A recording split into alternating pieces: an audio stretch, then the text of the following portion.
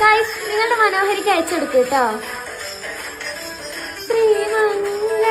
ശ്രീമംഗളരശങ്കിലയായി സുന്ദര ചാരുതകൾ ഈ മന്മദലെ സംഗമവിൻ പൂവൽ സദസുഖമോദം അടയ്ക്കുവാൻ